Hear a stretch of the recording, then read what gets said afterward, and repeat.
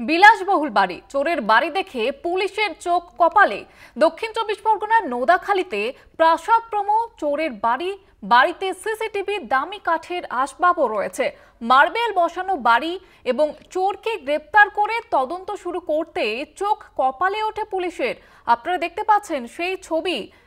চোরের বাড়িতে রয়েছে সিসিটিভিও এবং মার্বেল বসানো বাড়ি, দামি কাঠের আসবাব, বিলাসবহুল বাড়ি চোরের, এবং যা দেখে রীতিমতো চোখ কপালে পুলিশের। আপনারা দেখতে পাচ্ছেন সিসিটিভি ফুটেজ, সিসিটিভিও কিন্তু বসানো রয়েছে চোরের বাড়িতে। দামি কাঠের আসবাব এবং মার্বেল বসানো বাড়ি দেখে চোখ ধাঁধিয়ে গেছে পুলিশের। প্রতিনিধি শুভ্রজিৎ রয়েছে আমাদের সঙ্গে টেলিফোন লাইনে। শুভ্রজিৎ, কি জানা যাচ্ছে, পুলিশ কি জানাচ্ছে বিষয়ে?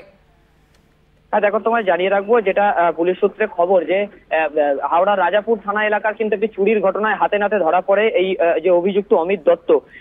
যেটা পুলিশ সূত্র মারফত খবর, যে নোদাখালী থানা এলাকার, দক্ষিণ চব্বিশ পরগনার নোদাখালী থানা এলাকার সাতগাছিয়ার ভেটকাখালী গ্রামে তার বাড়ি। এবং এখানকার স্থানীয় বাসিন্দারা তারা যেটা বলছেন, যে আনুমানিক 13 থেকে 14 বছর আগে তারা এইখানে জায়গা কিনে ঘর করেন এবং তিনি অতি সাধারণভাবে থাকতেন। তার স্ত্রী, ছেলে এবং বৌমা, এই 4 জন মিলে এই ঘরে বাস করতেন এবং স্থানীয়রা কেউই কোনোদিন জানতেন না যে তিনি পেশায় কি করতেন।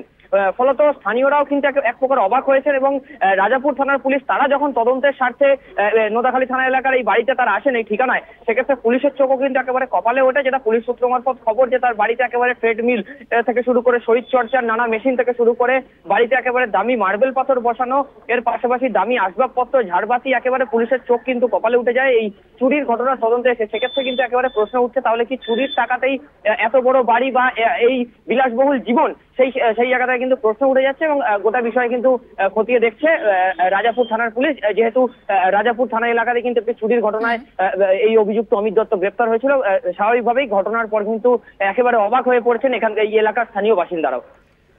ধন্যবাদ জানাবো তোমাকে শুভ্রজিৎ।